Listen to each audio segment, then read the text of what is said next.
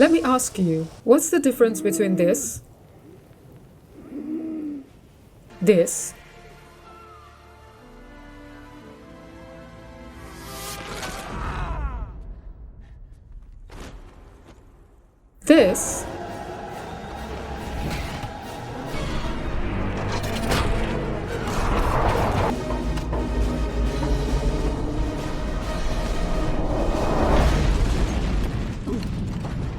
and this?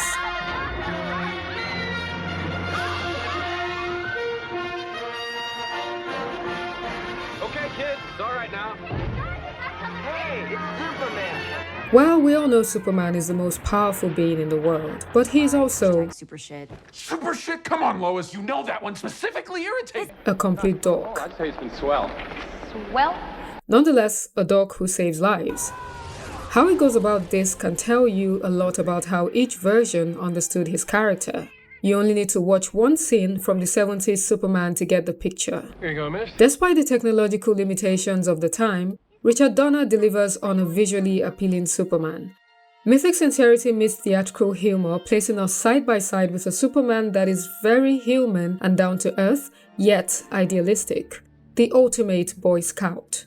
Donner made us believe a man can fly, while Bryan Singer showed us the heart of the man in the sky. Superman Returns blends reverence for the original with a melancholic, introspective edge. Here, Superman is portrayed as a lonely savior, emphasizing his isolation as an alien among humans. The tone is sober and elegant, making it feel like you're safely wrapped in a warm blanket. But if Singer's Superman is a savior who watches over us, Snyder's is simply a god above us. But don't take my word for it. He'll be a god to them. Sure, he saves and protects us, but not by watching or listening like his predecessor. Instead, by facing nearly unstoppable outer-world enemies and navigating internal struggles of identity, loyalty, and succession. It's darker, more gritty, and less concerned with mundane earthly situations, the most removed from humanity. The exact opposite of that would be a Superman that is so back down to earth, he is, well, a loser. Enter James Gunn with a Superman who loses a lot, gets beaten routinely, and has no real charisma or authority. Oh, come on, man. What? Just your average everyday loser who strives to be and do more. A true James Gunn signature. While Snyder and Gunn's versions are polar opposites, they both ditch the iconic John Williams score that previously accompanied Clark's transformation into Superman, as well as Superman doing what Superman does best, saving lives. Essentially dropping what is a notable symbol that amplifies Superman's essence. why are you here? And you already know the answer to that question. I'm here to fight for... Or do you? How this question is answered by both you and the filmmakers reveals something about the fierce battle of opinion for what Superman should symbolize. It's too good to be true. He's 6'4", has black hair, blue eyes, doesn't drink, doesn't smoke, and tells the truth. While other superheroes like Batman have the luxury of different directorial interpretations and fairly less polarized audience expectations, Superman is different. Superman isn't just any superhero, but the superhero. The ultimate symbol of power, the ideal, a god. Look, in the sky, Chief. It's a plane. No, look, it's... Superman? The alien, sir. That's what they're calling him. Everyone has their own idea of what God should be, and this burning desire to control Superman was in full swing when the Man of Steel made his theatrical debut on the big screen in the 70s, a film franchise troubled by creative clashes and differences in artistic vision, with starting director Richard Donner opting for a tone of mythical sincerity infused with theatrical whimsy and good old comic book fun, while Richard Lester, who would go on to replace him in the second and third installments of the franchise, went for a more slapstick self-aware feel that almost winked at the audience. To rule. Finally, to rule. Whichever director styling you prefer, I personally don't see a massive difference in either approach, bar a few changes to seriousness and tone here and there. And Superman's answer to the big question is a point where both directors merge. For truth, justice, all that stuff. Where are you from? What are you doing here? Here to serve the people of Earth and to be a good man. Unlike the more recent versions, Superman's motivation is not shortened, brushed over, or revised. His answer is direct. I'm here to fight for truth and justice in the American way. He is unapologetically an American Boy Scout, and this is a running theme throughout the franchise. This simple, straightforward approach in messaging speaks a lot to the time. You just need to look at Clark Superman's transformation, and on your own, you might pick up the clear influences from the golden age of Hollywood. The physical spectacle, the grandeur, idealized by the swelling score, even down to the way the shots are framed. Donner mostly stages his scenes in wide, static compositions, letting the actors move within the frame rather than cutting rapidly, a very stage-like approach that allows comic timing and physical gestures to land. And this is where his version of Lex Luthor shines. Because I love you. Backed up by his cronies, Otis and Miss Testmacher, Lex's performance is larger than life, full of exaggerated line deliveries and physical comedy. Drawing from vaudeville and stage comedy tradition, which was still a big influence on Hollywood's acting at the time. However, these grand performative elements do not detract from Superman always being a man on the ground. I mean, literally. Superman is often shown to be in close proximity to situations that need his attention. Like here, or here. He's right there on the scene. Now contrast that with Singer's Superman, who listens from above, then Snyder's, whose priorities lie higher above humans, and finally, Gunn's, who is back on the ground at the lowest point on what I like to call the super chart. When you follow this chart, you notice that in a way, each new version of Superman is an attempt to improve on the previous. But at the midline, right about here, something interesting happens. Before we get into this detail, you might be wondering, if everyone has an opinion on what Superman should be, then what's your take, Dio? Do you have a favorite? Well, maybe. But as you know, I like to keep my directorial opinions behind Mindhouse doors so that genuinely curious fans and creatives may contribute without negativity. So, if you're like me and you love Superman, I do have an extended segment of this video where I get more into my opinions on each version, what I think each director could have done better, and I even go further to tell my version of Superman. And frankly, I'm curious about yours too, but please, not in front of the guests. You'll find that content and others like this when you enter the Mindhouse by becoming a channel member on YouTube, or for free when you head over to my Patreon. Doing this helps a great deal to support me and my channel. The link is in the description and pinned comments. Thanks for listening, and I trust I will see you in the Mindhouse. Now, let's get back to it. Hey, buddy. Eyes up here. On this side of the chart, we have Singer's Superman, which works kinda in continuity with Donner's, while on this side, we see two Supermans which break away from previous versions, yet strongly oppose each other in style and tone. You can tell right away when you look at the suits, with Donner's Superman being the most comic accurate in its bright colors and even down to the cape length and neckline. The smooth, single-layer fabric feels more like a uniform than a combat suit, making it almost theatrical in its simplicity. Singer's suit carries the same DNA, but with a modern polish. The colors are darker, the fabric a little tighter, but it still retains that straightforward, costumish design with minimal surface detailing. You can really sense Singer's desire to keep the spirit of Christopher Reeves alive, as it feels more like an homage than a reinvention. A sentiment Snyder's version ditches. His Superman looks sculpted, not sewn. The suit's dense Kryptonian texture catches the light. Deep reds, metallic blues, and no trunks. This design emphasizes burden over optimism, which makes sense because it feels more like armor for a Superman grounded in grit and mythology, not wonder. Gunn's, on the other hand, swings the pendulum back. The bright colors and trunk from Donner's suit make a comeback, but the complex 3D texture of Snyder's remains. Back to basics, yes, but with a modern upgrade. Over time, the materials used become more complex. From the single-layer stretchy synthetics of the 70s to layered muscle suits of the 2000s to complex multi-layered metallic textures of the 2010s, and to the most recent 3D printed textures, which tie into the other thing I probably shouldn't say. Come on, let me hear you say it just once. Come on. Come on, I know it's just dangling out the tip of your tongue. Let me hear it just once, please. Okay, fine, I'll tell you. Jesus, man. So, if we know Donner's Superman draws from stage culture, almost Baroque, and Singer's film made Superman a monument to preserve, leaning towards neoclassicism, then both films live in something I call the entertainment era. And as for Snyder and Gunn, well, they live in the enlightenment era. Of course, these terms are completely made up by me, but let's have them make sense to you, shall we? Starting with Singer's Superman, which keeps certain parts of Donner's canon, like Marlon Brando as Jor-El. Can he see us? No, he's dead. And Lois's first interview with Superman. But unlike Donner's more exaggerated storytelling style, which comes from an overlap in stage culture, Singer's performances are more controlled and subtle. Clark is still an overlooked dork, and Lois is still dyslexic and oblivious of Clark's true identity. How tall would you say Clark is?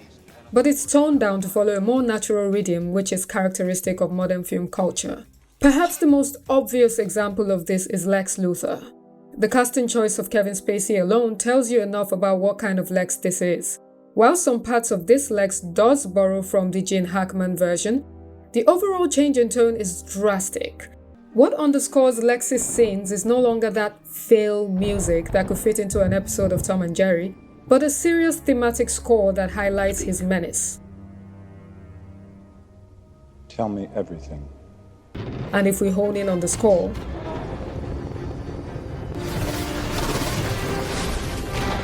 the John Williams score is retained for Superman, but with brilliant tweaks to better highlight different moments, like when it gets difficult, urgent, or tense in battle.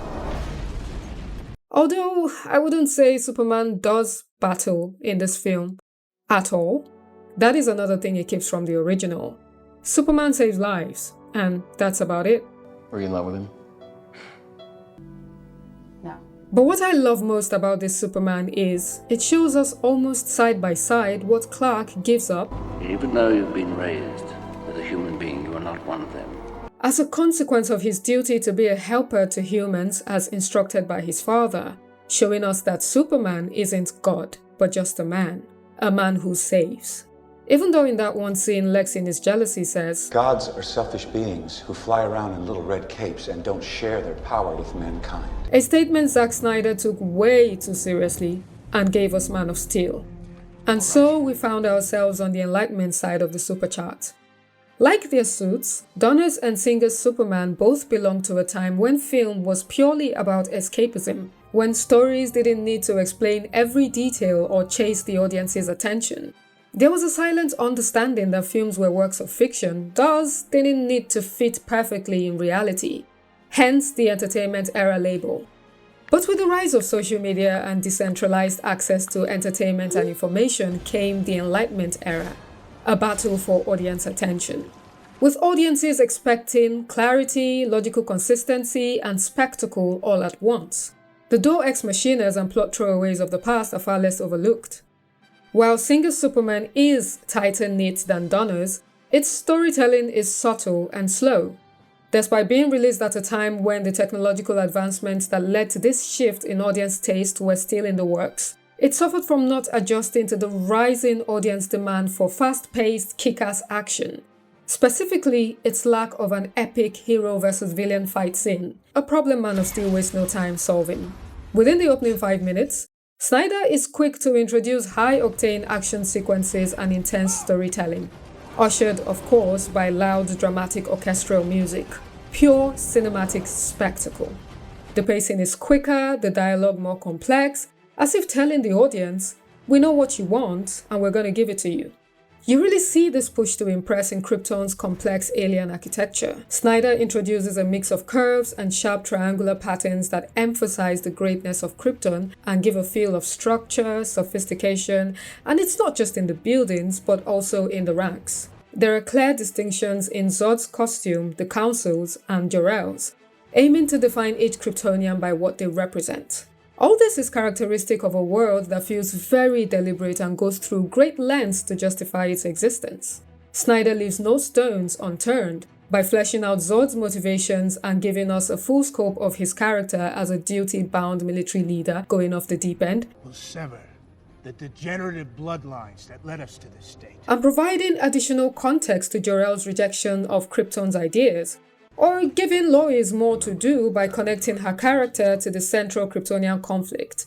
It's all very intentional and carefully curated, even down to the complex metallic texture of Superman's suit, providing a cultural meaning to the S symbol. The symbol of the House of El means hope. And replacing the Fortress of Solitude with an aircraft which offers more flexibility. It becomes clear that this is a Superman rooted in practicality, built not just to dazzle but to convince. And if that seems familiar, well, it's because you've seen it before, in a different origin story of a different superhero from a director who happens to be a producer and screenwriter of this film. Yes, Christopher Nolan's fingerprints are all over it. No one does interconnected details quite like him, which makes him a real superstar of the Enlightenment era. But ultimately, what ties it together is how Snyder treats his superhero. Was an act of God, Jonathan. You will give the people of Earth an ideal to strive towards. Like a god. All right. You've got our attention. Superman basks in the golden light of the sun, a prominent symbolism used over and over to highlight him as a mythic figure not of our world. But beneath Snyder's romanticism lies the real conflict. Clark's struggle with finding his place in the world. Adult Clark is a wandering man in and out of jobs, and we are shown in flashes his childhood struggles to navigate his powers, as well as how it affects the people around him. Pieces of detail I think are quite brilliant, as they set the tone perfectly for Clark's clash with Zod. And because this is Snyder's Superman, when Clark decides to turn himself in to save Earth, he doesn't go directly to the authorities, but first seeks a higher authority. Didn't a scholar once say, a sinful man goes to confession to purge his heart of evil and unburden his soul? Well, Snyder draws a parallel here with Clark becoming free of his burden by embracing Superman in the eyes of the world. But it's what Clark says that I find interesting. What does your gut tell you? Zod can't be trusted. The problem is, I'm not sure if the people of Earth can be either. Notice how he doesn't say we, but the people of Earth. A line like this, where Superman refers to us humans in the third party like he isn't one of us, is perhaps the shortest explanation to why Man of Steel didn't quite land with some of the audience, despite its obvious positives in storytelling and spectacle. But restoring that connection between Superman and humans became the task for James Gunn.